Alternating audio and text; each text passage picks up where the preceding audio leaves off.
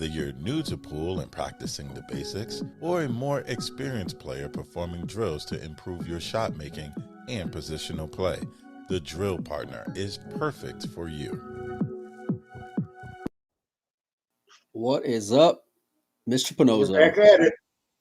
Back in action. Yeah, how are you, man? Good. You just dropped a little bomb right before we went live. Care to share? About Darren? Yeah, about Darren. Yeah. Well, yeah, no, I was just messaging with Darren Appleton. We were talking about Mosconi Cup, and I think he's going to be there for the first couple of days. But he said, Oh, nice. If you guys want someone to join on for a daily recap or a daily preview, whatever works best time wise here, he's game. So I'm good. I'm good there. That would be a lot of fun. Yeah, as long as they don't sick their fangs into him, I'm good with it. No, I'm just kidding. Darren's always welcome to come on the show, and I'd love to get his insight on how the day goes. Yeah, see how bloody it gets. Yeah, it'd be fine. I mean, given the time change, like late morning, we could always do a cap of the day before and then a preview of what's coming up that day ahead of all the matches. That'd be a lot of fun. Yeah, I want to do a bunch of stuff ahead of the Moscone Cup and really try to just do ahead of it and then also during it, of course, and getting someone with the class of Darren and plus I just love his unfiltered perspective. You know what I mean? So I always got a ton of respect for it. Plus, he just I told him not to go too tilt because I'm going to be campaigning for him to be a Team USA captain when they get back to captains.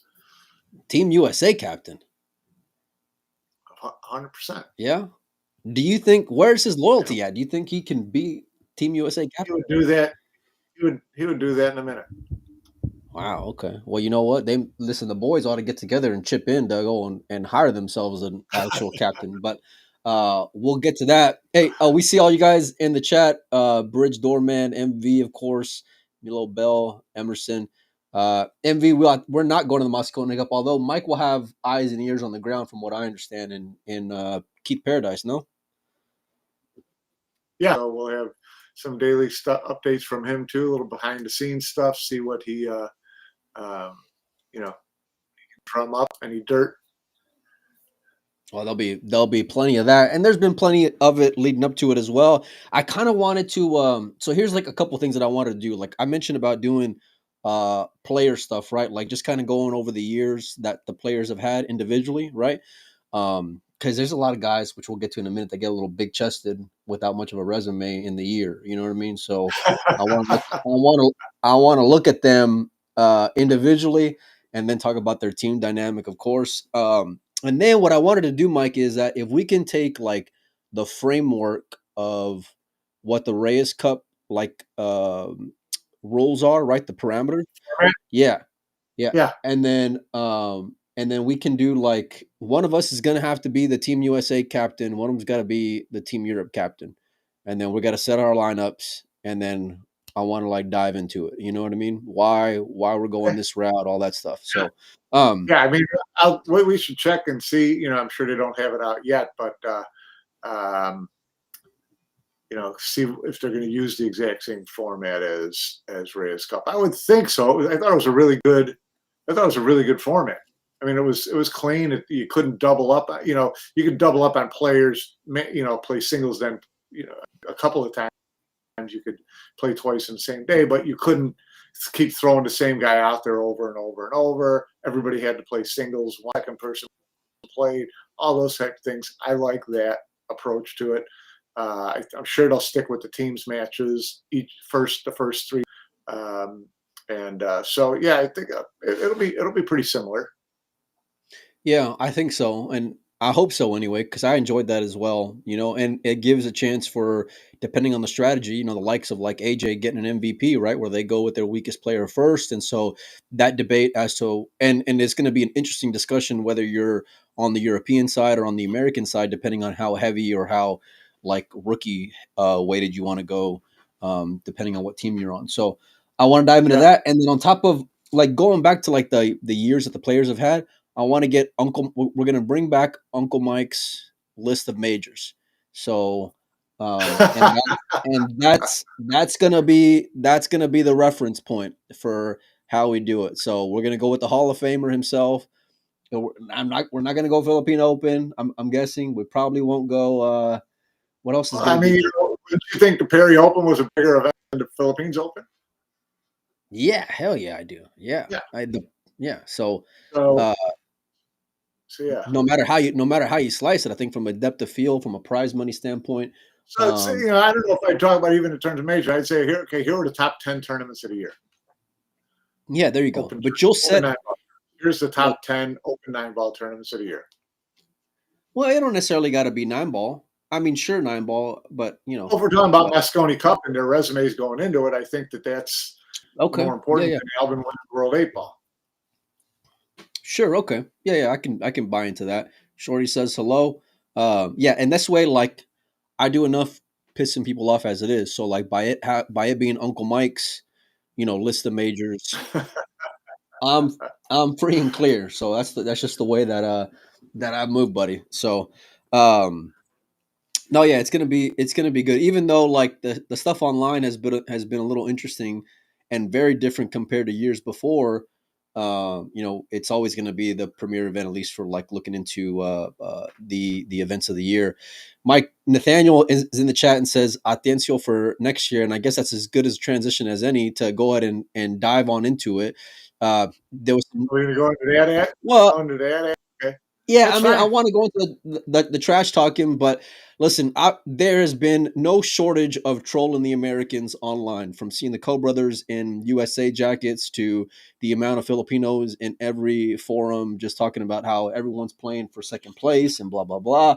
Uh, Everybody knows that Team USA is the same team as last year. Hopes are not very high, and from looking at social media posts through Matchroom, it doesn't look like ticket sales are that high as well. So, but with that, some news after the weekend. Atencio repping the red, white, and blue on digital pool, which I don't really take that into consideration, because you can just click a button and change someone's flag. I can represent Zimbabwe on digital pool, but Matchroom did make note of that in their social post. They are aware of how depleted the Americans are, how weak they are. Give me your thoughts on Atencio, and then of course Toasty as well, Thorson Holman repping the red, white, and blue also. Yeah, well, it's kind of, two different scenarios, really. I mean, Torsten, he's lived here for more than half his life and became an American citizen. So he's got every right in the world to wave that flag, and I hope he does, because you would hope that he's proud to be here as a citizen. So, he's getting up there in his years, and he still plays great. But as I said on one post, that listen, he didn't go through all this just because it gives him a better chance to make Mosconi Cup for Team USA. So, does that put him in the equation? Sure. Does anybody, then everybody's got to say, well, then Jason should be Team USA, and everybody's got to go tilt in that direction of just pick anybody who lives in the USA for more than 6 months and call him, an American citizen. I draw the line with that stuff too. I mean, we know that the whole Federer situation was a little bit, out there. He had been here for about 2 years, and and really couldn't go back to Russia, and so that was a little bit of a forced situation. But some Torsten, if he wants to go take a run at all the Matchroom tournaments next year and see if he can represent Team USA and whatever event that player is needed, good for him. Have at it. I don't think he gets. He's proud of his affiliation with the German Federation all these years, I'm sure, but he's not on their payroll anymore. He's not, a favored son in the Dutch, the Deutsche Billiard Union. So this it's fine that he's playing here. Jesus, it's to me, a couple years away from hold on. taking that Let me kind of stuff. let me put you on pause there on Jesus, and let's just talk about Thorson for just a moment, Mike, because like I think while I think I agree with you in terms of like Mosconi Cup not being his motivation there, I think a byproduct of that will be him being in contention, and we'll put some heat on guys who are real comfortable depending on whose buddy is captain and depending on who's going to be claiming an automatic spot, and especially depending on who is like how bad it gets this year, if it does get bad at all in terms of the American competitive landscape. But listen, even if you look at the WPA aspect of it, there's always a shortage of, no disrespect to, Hunter Lombardos of the world, but there's always a shortage of top American players going and representing in terms of the BCA side of things, and so he'll have a big shot at getting at being one of those automatics from that standpoint. So, and just given how deep the Germans are, and every time I look, online, it's like there's a new young German player who's just tearing through a tournament. You know what I mean? So like it's unbelievable. So I think from a number of different aspects, it makes a lot of sense. Of course, given the fact that he lives here and he's had citizenship now for what, a year now, Mike, almost, if I'm not mistaken. Yeah. And it's not like the Fraser dub citizenship, right? Like this is formal, acknowledged U.S. citizenship. He's same with Allison Fisher. Went through the same process. She lives here. She's got her roots here now, and she wanted to become a U.S. citizen. She didn't need to. Thorson didn't need to. So good for them for doing that. Does that put Thorson in the picture if he travels next year and goes to all these events? Yeah, he's got enough game to put some heat on whoever's going for that number 3 spot. I don't think he's a threat to a Shane or a Federer or top 2, but does he have a shot at number 3? Sure, of course. And would his play, make you give him some consideration? Yeah, for sure. But it's not like you may not even get that chance if he gets the 3 spot. Like in other words, right. He definitely consideration may just be not. Yeah, he could earn the 3rd spot. And if he does, God bless him. I mean, he's got to be pushing, 50 almost at this point. If not, if maybe he is already 50. But anyways. You got to put all his business out there like that, Mike. You ain't got to go and say the dude's age. Well, look him up, man. Google me, right? No, he's still got a great game, obviously. He did well in the recent event that Jesus won. And that's what started this whole, this whole thing. So he's 46. So you put him plus 10. Golly, Mikey. I said pushing 50. 46 could be considered pushing 50. All right. Okay. All right. So, but yeah, so it's not the same as like all of a sudden dropping Federer into the equation, who's a 26-year-old at the top of his game, or a Jesus or something like that. If Thorsten earns it, God bless him. Put him on that team and let's see what he does. He missed out on a lot of, matchroom events, Mosconi Cups that he probably should have been on over his career. So I'm sure he'd love the opportunity to from that standpoint to play for US and get a little bit of that back. I think it's an interesting thing and something that legitimately, like I said, is a US citizen. You got to, if he wants to throw his name in the hat, you can't tell him no because you weren't born here. And it's so. He picked up. Did he pick up 10 grand already? Was that what he got paid out there in Florida? Maybe Florida and whatever else was. Did he play in something before Florida that was Well, ranking event. What did he get in the Philippines Open? I'm not sure, to be honest with you, when it comes to the Philippines. But what the I Philippines think was he the made a cutoff. couple rounds. I think he got a couple rounds into the Philippines Open. But yeah, I mean, he can certainly. He's got the game to. I mean, in the U.S., if you hit 20,000, you're on. Yeah, so yeah, yeah, so yeah. so it's not, the bar's not set real Kind of, high in kind of terms of sad, points, right?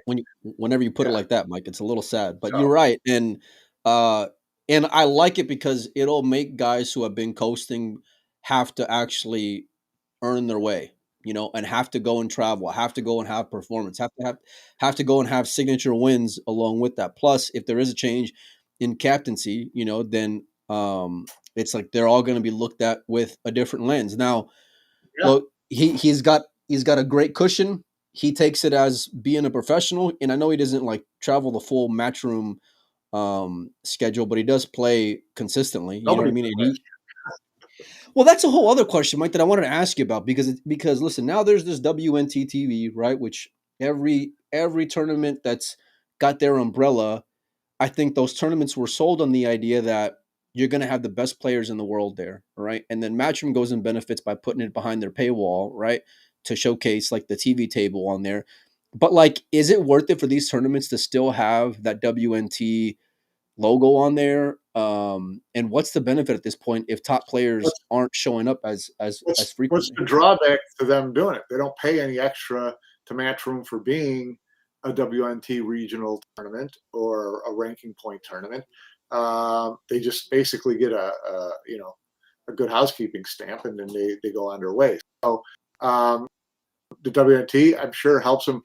I don't think it was ever a promise they're going to get all the best players in the world, but it's something extra leverage for them to get some players that they might not have all gotten on their own.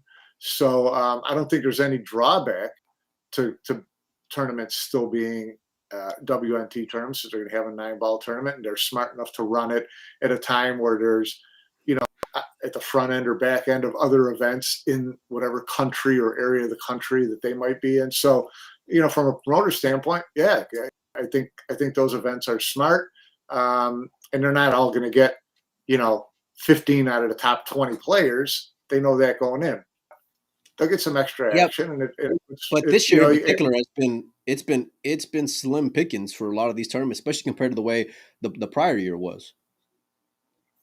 Yeah, it was. Well, there's just so many more events, so guys are picking and choosing a little bit more how much they're going to go. I don't think the tournament themselves were any drawback. It's just how much you're going to put into these events. There's so many of them in the U.S. that for players in the U.S., like a Torsten, like a Lucas, that a lot of good opportunities to get those extra points that might be enough to get you to that next ranking spot. Well, this is what I love is that these two guys in particular that we're talking about, we're going to get to Jesus here in just a moment, but like with them being thrown into that American mix, plus the fact that there weren't a ton of Americans there at that tournament out there in Florida, I just love it because listen, they need some competition, they need some heat, they need to have guys who are going to be closing in on them, or with the ability to go and lap them, and especially if, like I mentioned before, if this year is like it was last year in terms of how uncompetitive it was and how unentertaining it was, then it's like something's gonna have to give there, and they're gonna have to completely shake it up. Now, I think either way, I'm with you in that Shane and Federer are gonna be a lock no matter what, and I fully expect them to be number one, number two on rankings, but they're full time touring pros, Right. like in general. You know what I mean? So. Chances are, from a merit standpoint, they're going to get there. Plus the fact that they're, you know, all the hopes and dreams of American fans are on their shoulders each and every December. So, um, but I listen. I love that being tossed in there. I want to see how guys are going to be traveling. And I want to see like how comfortable guys really were. Like, in other words, if guys go and take a step back who are on the team this year, then that just really shows how comfortable they were, you know? And if they go out there and try to actually get the points and go out there and compete, then it shows how hungry they are, And I'm not sure which side you're going to go and see depending on the player. But I'm sure it'll be telling from a number of different aspects. On the other end, Mike, Atencio wins a tournament. and he was repping the red, white, and blue. Picks up $13,000 in the process, and Matchroom made note of it in their social media posts that acknowledging which flag that he was representing on there. Mike, Yeah, what's your take on that? that's bait. It's clickbait. Listen, I love Atencio. I love that he's back in playing pool full time now. It was a couple of years that he was away. I don't. I think it's forcing things to make it seem like he's an option for Team USA already. He's lived here, a few years, 4 years at least, I would think. And realistically, this is where he wants to live. He's not just like, even like a Torsten. He still had his family in Germany, his home in Germany, whatever. You thought that Jesus, he and his family left Venezuela and they came here. This is it. They're not going back. It's not, it's not visitor stuff. This is his new place, and he's going to be here forever. So, I'm excited for him. I'm excited for his opportunities, but I wouldn't try to force him into this. All of a sudden, he's an American player thing too soon. And for two, he can't leave the country. He's not. He's still got some work to do on visa, green cards, things like that. He's kind of at Sura, where he's not traveling from tournaments anywhere outside of Atlantic City, Florida. So the chances of him earning enough points to be on next year's team is kind of a stretch, unless he goes out and wins the U.S. Open and the Florida Open next year, and although realistically he could play in those two tournaments and get enough points to be on Team USA. But I think, to me, that one would be a little bit of a stretch. I'd like to see him playing full time for a couple of years. I'd like to see him get his green card, get out there, start playing the international tournaments, and then we can talk about, is he a full-fledged U.S. representative? That's just my opinion. I think that if the Mosconi Cup was in Florida this year, Jesus would have been on the team. And I think his lack of travel and Matchroom being aware of his lack of travel options is the reason why that he's not on the Mosconi Cup as of this year. That's the reason why, in my opinion anyway, that he was not on the table. I fully expect him to be an option for next year. I think that they will be in, whether it's not going to be like Thorsten status, right, in terms of him having citizenship, but I think like through the Fraser Federation, she'll give that stamp of approval to put him on the fast track to get on that team no matter what, especially given how it was in Florida, how much that they showed out for him in Florida as well. I think that, and if, the writing to me just seems on the wall. And while I do agree with you that Matchroom is real thirsty in terms of clickbait, they're also very aware of the fact that, like, and if you just go and compare some of their social media numbers, Mosconi Cup's just not getting a whole lot of traction, especially compared to the way that it was. Excuse me? Speaking of clickbait. Yeah. Come again, Mr. Hall of Famer. Listen, why do you think that engagement and interest is down? I think that the Reyes Cup backfired. I think that's a part of it, and the Reyes Cup watered down what was the most intense show of the year. And listen, while I was one campaigning for the Reyes Cup for a long time, I did not expect to see this happen as a result, but I also feel like, and we mentioned this before on many shows that we've done, that because of the way that Emily and Team Matchroom have cherry-picked these players and have put others, like, to me, the way that some of these teams are put together and the way that, like, you've kind of forced in these trash talking and all these things, it just feels like I'd almost like it equated to, imagine if the NFL just put the Dallas Cowboys in the NFC Championship every year, where because you get one of the biggest fan bases, they're automatically going to be up there, even though they don't perform, right? They'll get you, talks on panel shows and all these things, but like they're not they're not doing anything. And after a while, if it starts getting lopsided, and it hasn't started getting lopsided, it's been lopsided for quite some time. And then just given the fact that like some of these some of these fan favorites have now turned a little bit of a heel because of the way the process has gone, I feel like, Mike, and you're seeing that from social media banter. Yeah. Now, whether it's fair or whatever, like the tide has certainly shifted in that regard. And like if I turn on Facebook or if I turn on Instagram or whatever, all I'm seeing is tickets are still available. Tickets are still available. It is November 12th, Mike. We're less than a month away. Like that's if that's not punching the emergency button, I don't know what is at this point. Yeah, And no, so you got you have Josh Filler, posting the link to the tickets. That's you know what I mean? Like if that's our favorite matchroom promoter, Josh Filler, pushing the ticket sales. So yeah, no, it's I'm still kind of torn over what the main reasons are for that. Are people losing interest because of the one-sidedness, or did the kind of really sporadic lack of really doing that 12-month Moscone news cycle really hurt them this year? It was kind of secondary. There was so much more put into Reyes Cup, so much more put into all these other events, things like that. But yeah.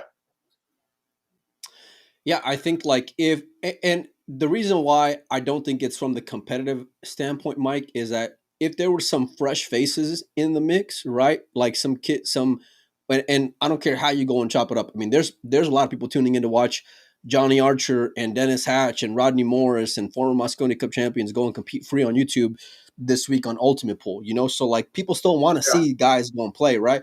But I think like the fact that it's the exact same cast of characters last year and how bad it was last year from a sports standpoint, this is where I feel like you've gotten this kind of like bitter reaction from fans. And I think that they did not see it coming, or if they did see it coming, they didn't care, either or.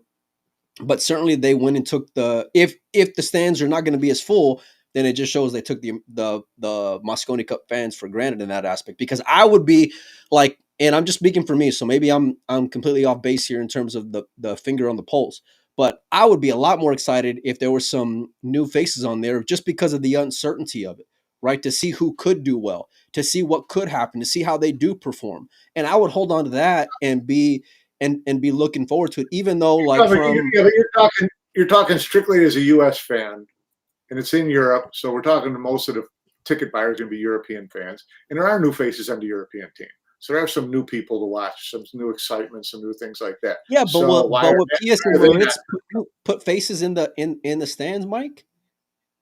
No, but that's what. But not, who's going to put faces in the stand if you change up Team USA? I think that it would bring it would turn the social media standpoint and the hype around it a lot more different compared to the years before. Whereas now, here we are, I turn on Facebook the other day or 2 days ago, whatever it was, and then I see Jason talking shit to Federer about him having baby powder on his ass while the Europeans give it to him, and it's just and it's funny because this time of year, like I'll get a lot of notifications, like how Facebook will do like your history or whatever, Yeah. you know what I mean? And it's the same old story, Mike. It's the same old story. We've seen it before. This time of year, it's like a record. Oh, it's right before Thanksgiving. Okay, Jason, go on.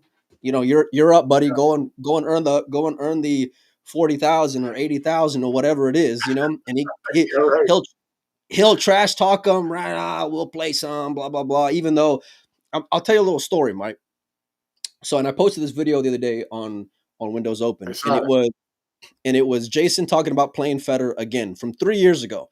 Now, the reason why I remembered it is because I had a real bad taste in my mouth, and the reason being is because I remember at that time, I forgot who it was, but somebody had messaged me and said, "Hey, you know what? I'll bet you," and I forgot the amount. It might have been $300 to $500, and they were like, "I'll bet you that Shaw doesn't play Federer within the next 6 months." Now, mind you, this was 3 years ago, And although the calendar has filled up over the last 2 years, 3 years ago it wasn't like this, you know? So I was pumped up. I was like, yeah, let's fucking go. Okay, snap call, right? I'm stealing. They're gonna go and play, right? Because that's what Jason does, right? You know what I mean? Fucking no, it was like crickets afterwards, Mike. They didn't even play. He didn't even play within those 6 months. I had to peel off the money. You know what I mean? They didn't And even, and they the, didn't even bark. They didn't even bark during those 6 months no, because well, and here's the deal. After that had started, Jason goes on to beat Shane and beat Shane playing 9 ball, 9 on the spot by a convincing amount. Like it was the first time in Shane and Jason's head-to-head matchups that Jason got the better of it. And it was a slaughter. I mean, it was so far out of line. Jason just destroys SVB. Federer was coming off of beating Carlo Beato as well there in Louisville, which is the only place Federer will play.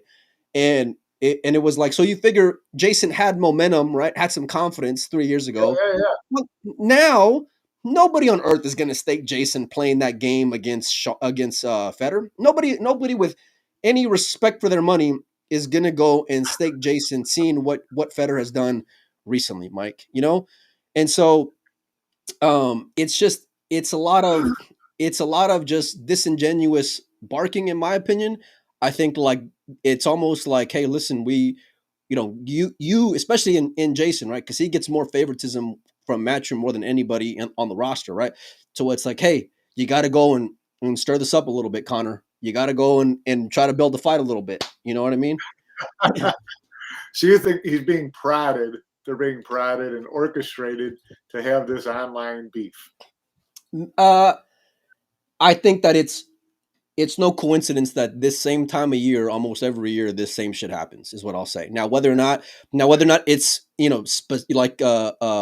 drawn out for him, or he just knows what to do or whatever. Like and I also don't feel Just like follow the script. fall in line, son. But plus, I mean, listen, it's also no coincidence that you see guys going and pushing ticket sales at the same time. And we saw this pre-Reyes Cup, right, where like everyone is telling you about 50% off tickets and blah blah blah. You know what I mean? Yeah. So like.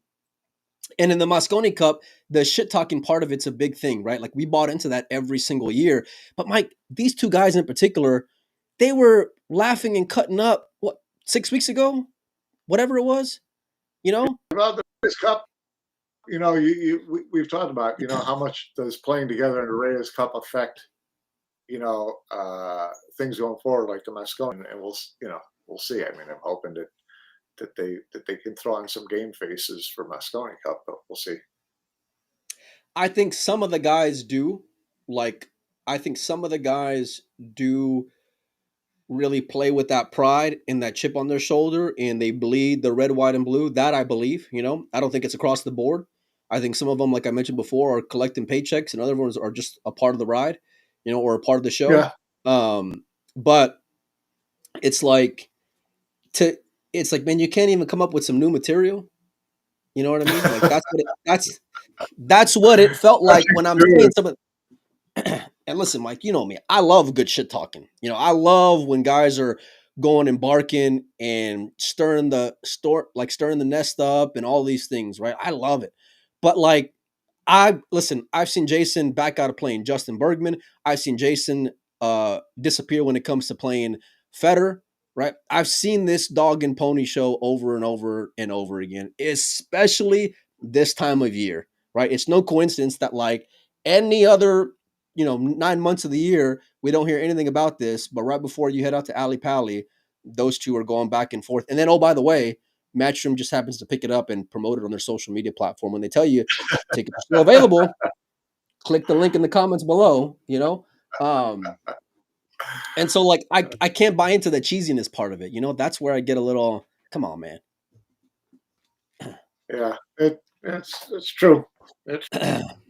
Yeah. But I don't know how much it'll help when it comes to like the shit talking or the like animosity between them. And don't get me wrong, like of all 10 guys, those two guys in particular have a very like there that's probably like the one of the only rivalries that we would have in pool, right? Because I remember Hanoi years ago where where Federer, felt disrespected by Shaw, like genuinely disrespected by Shaw, and or maybe maybe it was Sonora, maybe it was a different major, but anyway, like if you bought into that and believed it, the Reyes Cup just completely, took that wave out of there, in my opinion anyway. You know what I mean? So it's kind of like how much can you really buy into that part of it, is what I would say. Now if you were coming from like a guy like Billy, right, who's like really animated and full of passion and all these things, then sure, okay, I can buy into the genuineness of that, Yeah. but like between them two, I don't know, Mike. I really don't know. So especially when it's followed up with the Matchroom post like conveniently thereafter. So, but what do you think about it, Mike? I always think it's kind of amusing. It gets people fired up, and that's what it's there to do. And do they ever match up? Probably not. But this is this is Jason's time of year. This is the one time of year that he can get away with doing that, right? So, let him have at it. So, I think like I would love to see more of it for sure, but then I would never want to see them on a team ever again, like ever again, because well, like, when we first announced the Reyes Cup, one of the first things I told you I didn't like about it was these guys playing together. Yeah, a couple of months of 8 weeks before they play against each other in Mosconi Cup, and you didn't think that was really an issue, but I think it is. Because the Mosconi Cup really, we talked about this too, it worked best when there was real animal. It was still a show, plenty of theatrics and all that stuff, but it wasn't a circus. So, I'd like to see them get back to that. I think it's the only way the U.S. has a chance if they get back to that. So, the idea of them being palsy and having boot camp or whatever before the Reyes Cup, that to me that's not what I want to see. Yeah, and I mean, it's just the other part of it is Jason's the only one who's really good at doing it. Like out of everybody, he's the only one who's really like great at shit talking, where it's not as awkward as when others try to do it. But it's like this is the only time that he can really do it because he doesn't really perform in individual majors all year long. You know what I mean? So like when he's got Josh standing behind him, and guys that have, the other three guys have all won major tournaments in the last couple of months, that's whenever he starts getting all, you know what I mean? And my bodyguard. yeah. Yeah. When he's got Josh, he's sitting right behind him, a guy with, who's been one of the most ruthless killers in Mosconi Cup history. I want to see some shit talk coming from Pius. Listen, I had that guy on the show while you were gone, Mike. And let me tell you, there's not a lot of shit talking in his DNA. You know what I mean? Like there wasn't. I didn't feel that like I want to go and kill him. I bet Moritz could shit talk if he was pushed. Yeah, I could see that. Well, because he's I could see that for sure. A little German edge to him. Yeah. But like there's. Let's see, Woodward's out getting smacked that ultimate pool. Here's the other thing, Mike, is that, and I've been watching a lot of the ultimate pool stuff, and it's been fun. Like it's been cool seeing the bar table come back. Yeah. But like when I start seeing the Hatch and Rodney Morris and even Johnny for that matter, like you see guys that are still going out there and just giving it all they got. They're not just coasting through it. And I tell you what, Mike, call me crazy here, but I might be more interested in this Mosconi Cup if we had those guys back on the team than what we got right now. I mean, like, honest to God. Okay, Okay. All right. We went through this before. Okay, now and we're talking the same guys you're talking about. We went through this 12 years ago. Okay, 2013. Big anniversary Mosconi Cup. We're getting the band back together. It's a good idea. Let's get all these, the main U.S. players from back in those days, even though none of them are playing regularly anymore. We'll get them on the team. And it was Archer, and it was Hatch, and it was Earl, and it was Rodney, you know, and predictably, it was like 13-1. Okay, so I love Dennis Hatch, great player. I wish he'd have played full time for decades, but he doesn't. But I see him do well at Ultimate Pool. Everybody's saying he should be on Mosconi Cup. Stop it. Just stop it. What is it? Listen, if we have another, and I know it was 11-6 last year, right? But a couple things. One, Josh wasn't there. Two, there was some garbage time points as well. Like it felt over after day two, So, like, in other words, if it's already not competitive again, right? Because it's already real flat as it is. But if it's You're not going to make it competitive more again, entertaining by bringing in a team of 50-year-olds? I mean, we got to do something here. Then what are you going to do next year? Get their asses out of the retirement home again. I mean, fuck, I don't know. We got to do something, like I don't know, it's so hard, but it's just because like this culture that's developed here, Mike, and listen, there's been a lot. And I think number one, the competitive side, I think will be whatever it'll be, right? We talked about this, at end multiple times, right? Because that's just the way sports are. But like if there was just different guys to go and root for, or just have some kind of hope, or even just the uncertainty of it. Like I love sports, Mike, and one of the ones that I love, one of the stories I love is that the hockey one with the Americans and the Russians. Back in whatever it was, 88 or whatever, right? When there were a bunch of college kids who were just 80. Okay, with Sam, I was thinking a little further back, but it's like, listen, that's gone on to be one of the greatest sports stories in like American history. You know what I mean? I'm not saying pool's going to be equivalent to that, but like you at least have a chance if there's an unknown, But the problem is it's the same thing. It's literally the same thing, and you want us to buy into and spend money and go and fly across the world for the same thing, you know. Well, then if I'm going to roll the dice, I'm going to roll it on younger people. If you want to have a seniors Mosconi Cup, do it. We can have Rodney and Dennis and Johnny, and they can play against Ralph and whoever. So that's fine too. But if you're gonna go really off the reservation, then to me, yeah, stick them younger kids out there. But they got to be younger kids then who are committed to doing the full year schedule each of the years, so that you're helping them actually build into being more experienced, good players, right? See him pull some young kid out of the blue, stick him in this year, and the kid doesn't play any of the matchroom events next year, then it was a waste of time.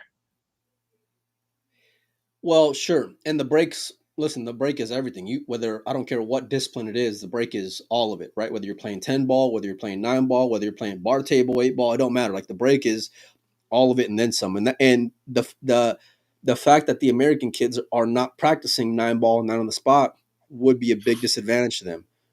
Like a huge, huge, huge disadvantage. Plus, I mean, Europe's just deep in general, but like just from the break alone, you know what I mean?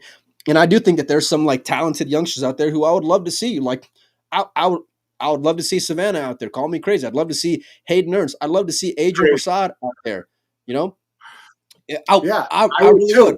I would too, if those guys are going to get out there next year then and go to all the events, because it's got to be, you're doing it to give them exposure, to give them experience, to see how they can handle that stage and see if it helps them grow faster, right?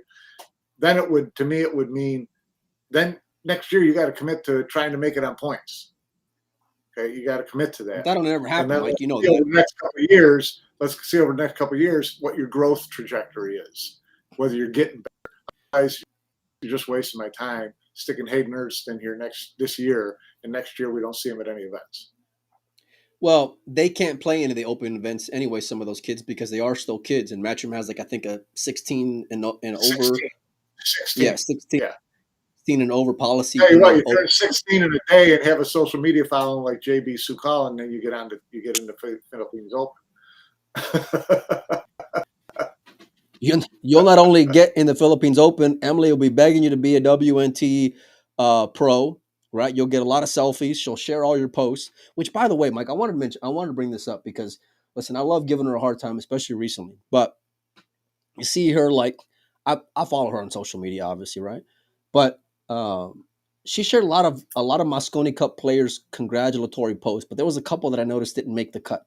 I don't know why. Maybe she wasn't on Facebook that day or whatever, but I didn't see any SVB posts, and I certainly did not see any filler posts, you know. And I don't know if that was just a coincidence, or, you know, if maybe she's not a big fan of Josh. I don't know what's going on there, you know. So Maybe it was more for people who aren't, automatic locks like a Shane or a filler. you think so? Like I don't know. Sharon, What do I know? Jason, and Sky, and all these other ones. It's a little, it's a little, it's a little convenient. Howard says Ashley Ben Wallace playing better, but there's like, I think like even if some of these kids that even we're mentioning, right, may still go out there and get slaughtered, but at least it'll be something new and fresh, which and crazier things can go and happen in sports, you know. But if it's these American pros, I'm not flying to Alley Pally and paying all the money for tickets, whether I'm a European or American, to watch that team play. are a lot of fans going to fly from the U.S. to Alley Pally to go watch this American team play? I don't know. Probably not. It doesn't sound like too many people are going anyways. But a few years ago, there was a good American group out there. But I mean, money's a little tighter. Things are a little more expensive these days. A little tighter. That could be affecting things. The economy could be affecting things. Period. So Sure. Another thing to take into consideration. But if I'm a European fan and I hear U.S. is sending over, underolds who've never finished in the top 32 in a pro tournament, I'm not spending money on a ticket. No,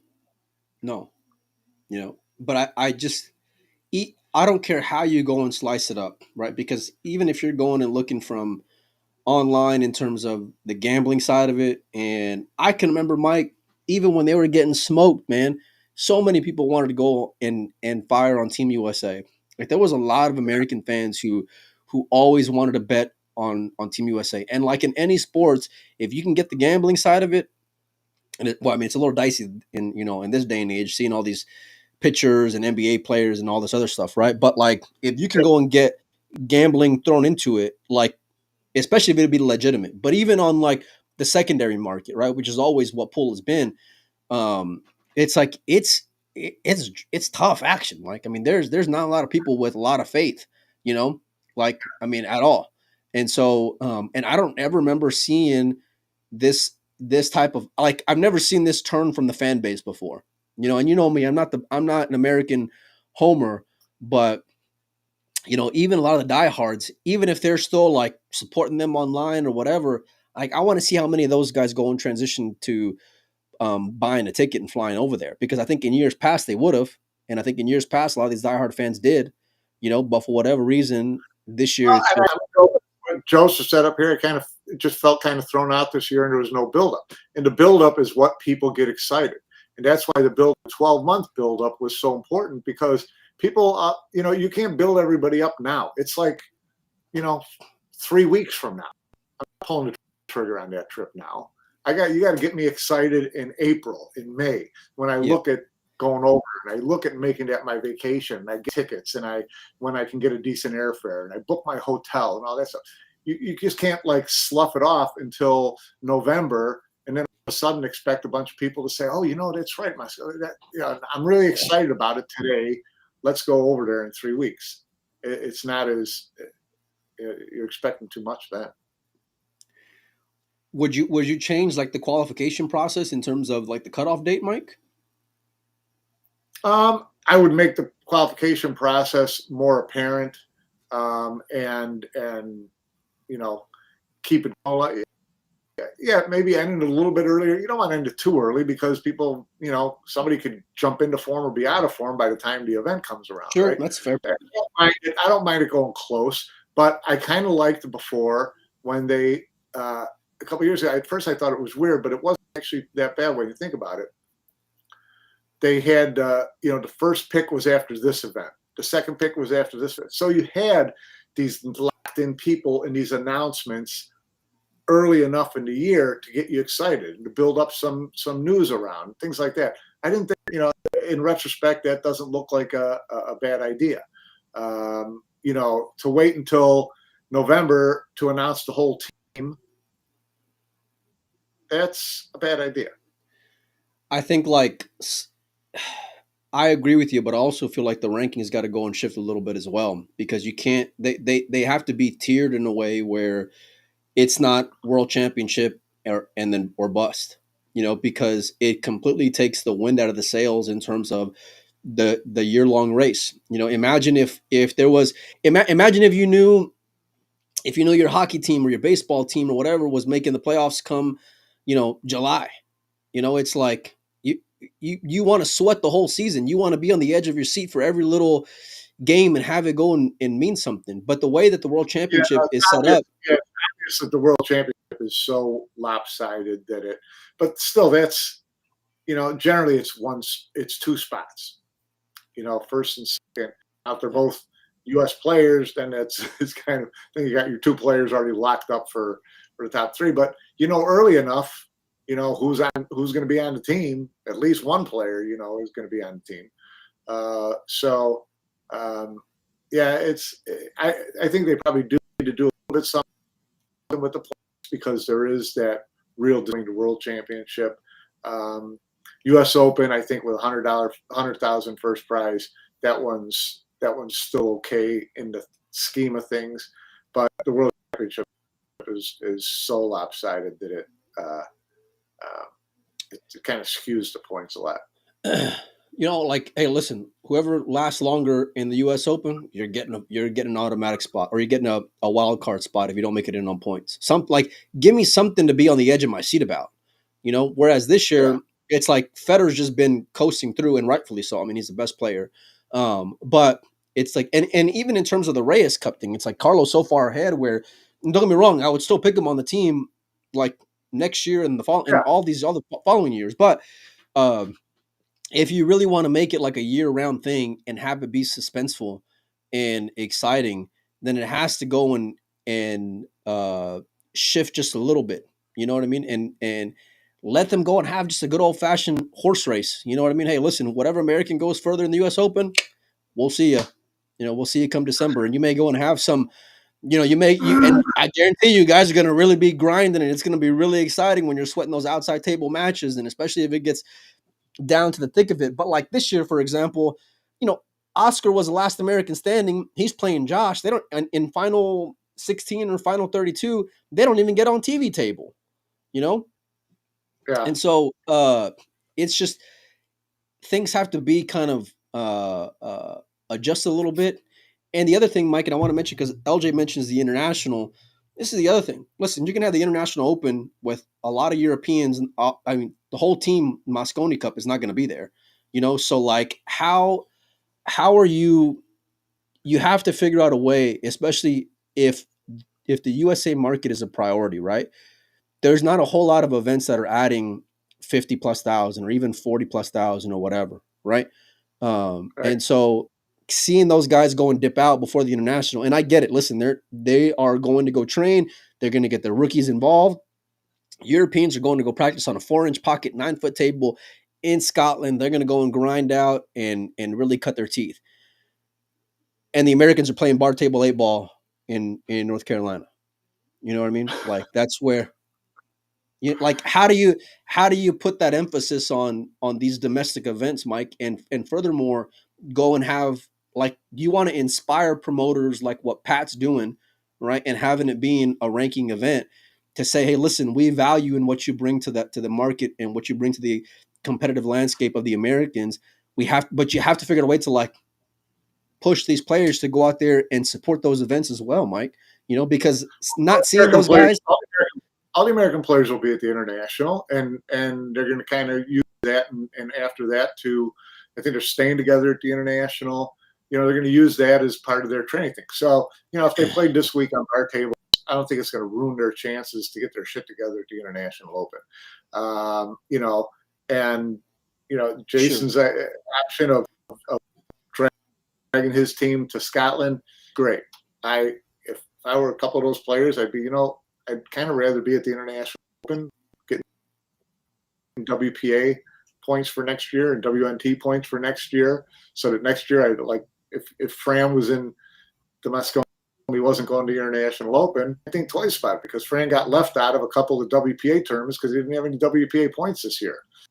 For the International Open, you win a decent prize, you're going to get that invitation next year. So, you know, is it overkill to take his out of that playing good against a great field in Florida? You're not going to say that if they go and win, you're not going to say it's overkill. But this is to where like I feel like they're taking it more seriously as well. USA, they're about a 3-1 favorite to win already. So, you know, it's okay. But here's the deal, though, Mike, is that even though they on paper, right, they're stealing, right, they're massive favorites, right. By them doing that, just shows that they're still professionals, right? And they still got pride. They still want to go out there to compete. And knowing Jason, they don't want to go out there and just win. They want to win convincingly, you know. And they're also not taking that team for granted, knowing they got Shane and Federer on it, despite their Mosconi Cup records, you know. And so this was Jason's decision to do this, and they're all going along with it. And I give him credit for that. Yeah. But you know, listen, he doesn't want to be the guy who dogged it with a team that's by 50, right? So I understand he's not nervous about losing, but he doesn't want to risk anything. He's not taking any chances. So he's getting his team over there. You got to respect that though, Mike, right? I mean, you got to admire that a little bit, don't you? Protecting his 80,000 is what he's doing. Bingo. But it is smart, and I do love, and I do listen. Going and training on a RAS on there in Scotland with those 5 guys, and I'm sure there'll be other Europeans there, just out and about or whatever. But like, it does show how much they take it seriously. It's a big difference compared to going playing on standard diamonds out there in Florida, for the International Open, and you have to figure out a way to. And I think even Matchroom has to figure out a way to give them some type of way to kind of get gelled and have it be like a proper setup for them, because especially for the Americans, because the Americans have shown they need all the help they can get right now, So I'd much rather take what I'm paying those captains, right? And say, hey, listen, this is what we're going to go and provide for you guys to go out there and train at X, Y, and Z. That was the whole Gucci treatment for on years 2 and 3, especially year 2 when they won in London. Matchroom basically funded them to get their. Well, guess what? They need They need to get their shit together again. Right, they do. So but it shouldn't be Matchroom's responsibility to get these guys to act like freaking professionals. Well, I think you hit the nail on the head right there. Giving them a pretty good opportunity to start with. So man up, be professionals, get your shit together, and come over there prepared. However you want to do that, that's up to you. But if they're well, look, I don't think that them having a sleepover at the International was the way to go and get dialed in. Is what I'll say. I think going more that Jason route makes a lot more sense to me. But those other guys will buy into the process, and I'm sure part of it's Jason kind of saving his own ass to some extent, and and at least giving it the respect it deserves, But it's just a different culture with the Europeans, and it's reflected. It's reflected in the scoreline, and if those guys individually,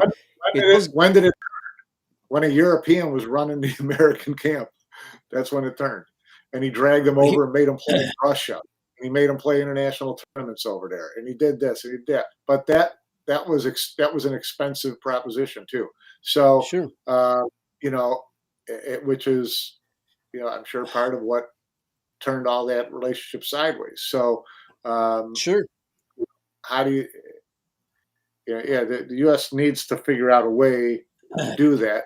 And we've talked before about with a decent business plan, could the U.S. billiard industry fund that type of training camp,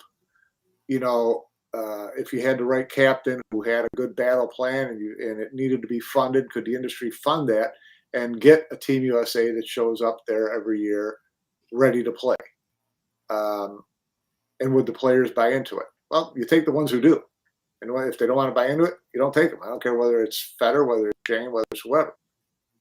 So, you got to change the culture of what you're doing. And like I said, maybe a plan that asks the industry to help fund that, would be worthwhile. It would at least give you hope as a fan. Give you optimism as a fan. And that's about mine. There's a lot of things that come with that, and that's when they were doing that in the Johan days, whatever, he was able to kind of handpick his team, so you could start this process in August. You didn't have to wait to find out who the hell's on the team at the end of October. So there's some logistics that go along with doing what we want to do. Sure, no, I get that. And listen, my point is, in the overall, it is like, given the resources they have, the Europeans are just taking it more seriously, in my opinion. And so, and right, but like with that, Mike, if you're gonna get invited to that party, right, and whether you earned it or you didn't earn it or whatever, right, but like if you're given the opportunity and you're not handling it in a professional way or up to a certain standard, outside of just going out there and yelling for 2 or 3 days or like a day and a half, because that's the only time you're really into it, or in the fight, then it's like, hey, listen, I feel like your ass should also be on the chopping block as well, Mike. Because I agree too. But who's going to make that call, and how does Matchroom do it? People have talked all the time about, okay, maybe they should just make it winner take all. You go over there and get your ass handed to you. You don't get any money. If they make it winner take all, there's no Americans that are going to go and travel. Guarantee it. No Americans will go and travel. No, I understand it, but I'm just saying, people are trying to have been, for years trying to find ways to incentivize U.S. players to take it like a real thing. What do you realistically think? Like, and I'm not propositioning you for a bet here, but like, what do you realistically think the Americans get to from a point standpoint? Yeah, this year. If they go in with the same approach and the same attitude they went into it last year, I'd say 6. That's what I would say too. That's exactly what I was thinking. It's 6, and 6 does not make me want to go travel as a fan to go see it. 6 will, I'll turn it on. It'll be on the television. As a diehard, I'm going to watch it online. But 6 doesn't get me fired up, Mike. Yeah. Something has to give. Something has to shift. Now, whether it's adding in some new blood, like with Jesus or Thorsten, right? Or seeing, this new age of American kids go and become of age to go and travel more or whatever, and compete. I think that'll also put some heat on this like group of players, but something's going to have to shift here if it gets worse. Because imagine if it's not even 6, Mike, imagine if it very well could be. Yeah. Imagine it looks like the Reyes Cup. 9-0 after. That couldn't have gone any worse than what it did, Mike. If you're an Asian fan, it went fine. Well, sure, yeah, no, 100%. And you loved it, especially if you bet on Team Asia, which I did. Which you may have done. You may have done. Well, but like, listen, at the end of the day, I don't care if you win money or you lose money. You want to go as a sports fan. You just want to see it like be there at the end. You want it to be. You want to see that 2-minute drive. I want to see a fight. I want to see a fight. I want to see a circus. Yeah. Last year everybody talked about how close the U.S. was to winning a couple matches that would have turned and made it more exciting. No, it was a circus. It was not fun to watch, really, to me. It was comical. Yeah, no, I agree with you. I agree with you. And it's going to be interesting to see how these next couple of weeks turn out. I think, like, given the fact the Europeans are not going to be at the international, it opens a door for the Americans to go deep, and you'd imagine that some will, but Yeah. imagine if they don't, then it's like, God damn, you're really going to be not having any hope. You know what I mean? Like, if some of these guys go and fizzle out, you're really Not going to like be like, nobody's going to be at the international. I mean, Carlo's going to be at the international. Yap's going to be at the international. There's going to be it's going to be a good enough field where they don't have to where they're not stealing. okay, what's the over under you think on Americans getting into the final 16? Eight, No, final final 8. Final 8. final 8 in Florida at the international. Yeah. I'd say the over under is 3. Got to be 2. Oh, I'm taking the under. We got to get a dinner on that one. I'm taking the under all day long. Yeah. No, about Team America or a U.S. player? Oh, now you want to go and just pepper that one in there, huh? I just got clarification. Okay, but like it says, Jesus gonna count? I was waiting for you to answer first. Hold on a minute. Wait a minute. I gotta watch where I'm stepping here a little bit. Yeah. Okay. Wait a minute. Hold on, cowboy, because I was about to fire here. Now all of a sudden I gotta watch where I'm stepping here. The rattlesnake is out.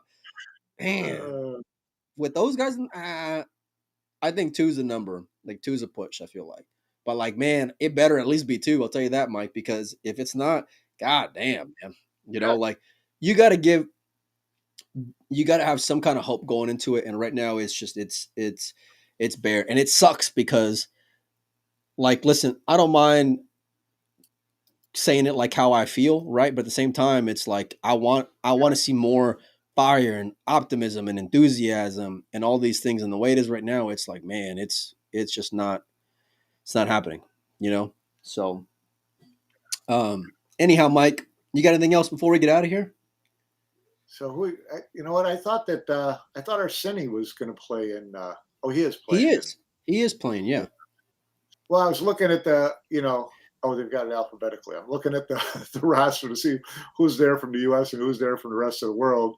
You got Ralph Torsten, Kazakis, Mario He, Hoy, Capito. Yeah, 1.5 might be the line. And that's without Team Europe there in the mix, Mike. Yep.